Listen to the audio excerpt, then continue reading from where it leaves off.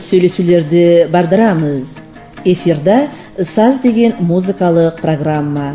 Онда сіз, аяулы радио тыңлаушылар, ата-бабаларымыздан қалған бұрынғы саз алатларымыздың бірісі домбыра ақында белгілі Ерау эм домбырашы Алиби Романовпан жолығысып еткен хабарлауымды есітерсіз.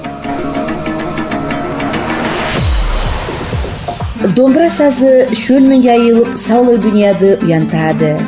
Домбырадан әлемет сазлары жүректі қанатландырып, көңілді әлемет көтеріп, ісіңді де еңгіл бардырады. Бұрын заманларда домбыра саз алаты әр ноғай яшаған термеде еленіп тұрған.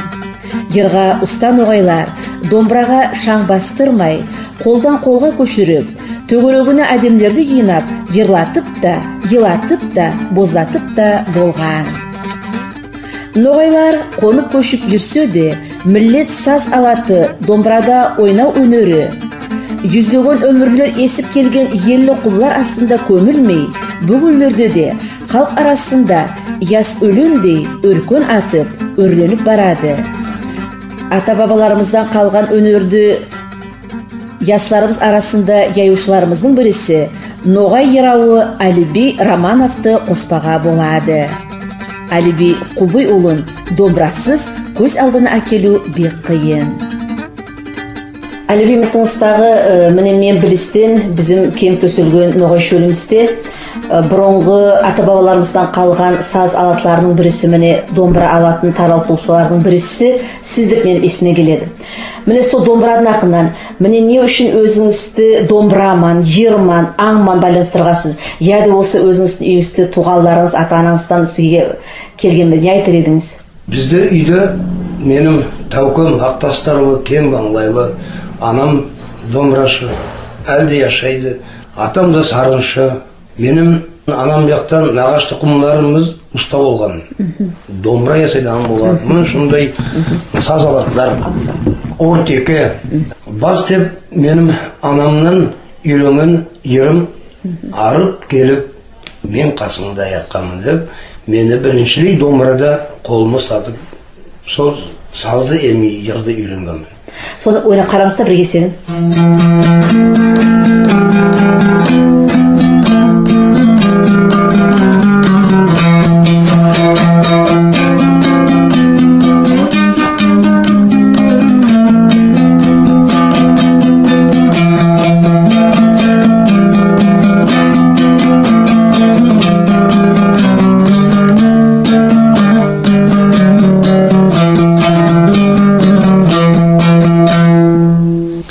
Шуыру бұрынғы қалған саз бұнан менің домбырада шуыру жолым басқан деп айтпақ боламын. Мен 7-ші класс дедім, бұл ерді үйренген заманда. Онысы соны мұнан кетті, атам Қатар қаз деген бір ер бұрыннан қалған. Қатар қаз, бұл тартқаным қайсы саз, анеділден 2 саз, бауыр шұбар қоңыр қаз деп. Сөз үйде сол менің атамның айтқан, анамның айтқан асыл сөздері домбыра сазы Ноғайдың өзегі деп айтқан. Балам, сен оға көп ес бер деп айтқаны әлде есімде. Айтып ұзайы, бүгінлерде Ерау эм композитор хош келдіңіз. Яратаман мен сені, атың сенің, бақтың сен. Сендей болып барма екен, атама деген жырлардың иесі болады. Домбырада шалт ойнап болған тыңлаушылардың жүрегіне басқыш тапқан Ераушы Алиби Құбый ұлына тек Ноғай районында туыл, солай оқ Турцияда, Қазақстанда, Татарстанда, Чувашияда, Қаракалпакияда, Қараша-Черкеш жерінде, Москвада, Ханты-Мансийск округында, сондай басқа ерлерде де өзінің домбырасымен әлемет бәтір Ноғай ерларын білбіл сесме ерламаға бақты бұйырды. Бөтенде Алиби Романов өзлерінің оқушылары ақында елі ескереді. Менің қолымнан домбырады саған ястар көп, 11 бала деп сайым. Оларды даже мен алтын бесіктен шыққан балалар деп айтпа боламын. Әлгі шекімді домбырадан айырылмайды, әлгі шекімді домбырада ойнайдылар, оркестрді ішлейді. Endi birinchi deb men aytпага боламын, өктөмсүйм, күйөзлөнөмүн.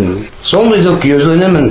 Гран-при алган Файзулла Мусаев менин биринчи ученигим. Міне сондай да акыллы, эми өнөрлүү, алемет өнөрүмүн, Алла Тааладан берген өнөрүмүн мына шундай книга чыгаргам.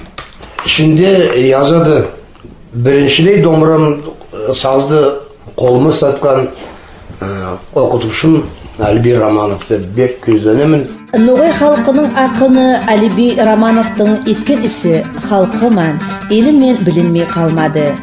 2004 ел Қараша Черкеш Республикасында драмалық театрында өткен сольный концертінде Ноғай ел деген культуралық автономиясы атынан жыраушыға алтын домбыра белгісі тағылды. 2009 жылда жыраушыға Дағыстан Республикасының атқазанған артисті деген жоғары ат тиісті етілген. Айтсам, bizim ауылда көп домбырашылар көп еді. Сүлеймен Ажинязов, ветеран войны, Қошықбай Юсу, олар әлі бүгінгі де кеттілер, арғы дүниеде жатқан ярық болсын ялла. Сөйтіп маға көп Ноғай саз алаттарын үйретіп кеткеніне, мен ору саз алаттарды уже армиядан қайтып келіп тұрып, жинап, бір ентік айтып, жинап, соғадан үйрене дәнемін. Менің енем бар, Минат Шекирова деп. Көп біледі бұрынғы бозлауларды, бұрынғы шыңларды, бұрынғы айтыстарды. Бала туғанда қайтып бесікке саладамы, қайтып ат тағадам болған балаларға, яс балаға, туғанға. Сондай молаяттарды көп жинап, келе бере домбырада оңсан өсиет теңгенегарды алдым. Онда уже оқыған заманда Шалкигіз, Асан Қайғылы, Досымет Азаулы, Қасымхан Сүйіншұлы, Сарқымай Қырымлы, ондай көп. Менде жүрегімде битіп өсті. 13-ші өмірдегі, 14-ші өмір, 15-ші өмір, 16-ші өмірдегі ерлан заманда это сильнейшая классика деп орысшалап айтсам, әрі оларды ойлаймын.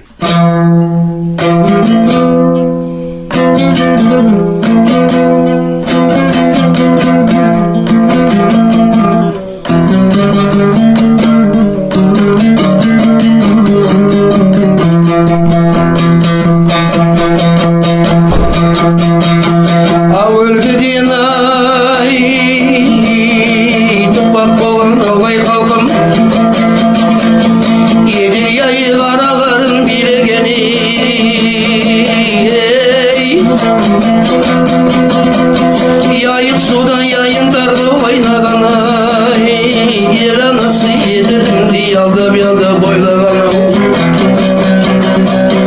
Ешбір яудың қолы тимегені.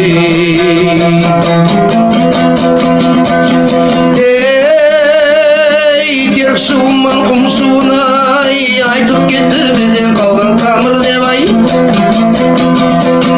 Шөл бойымын сантастарын шашып кеткен Ноғай халқым бай, құлдықларға бізден қалған қамыр деп.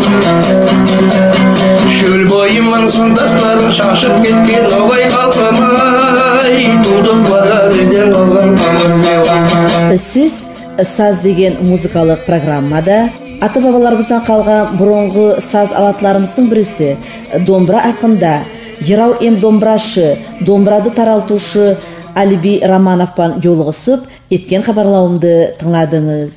Соныман бүгінгі сөйлеуіміз бітеді.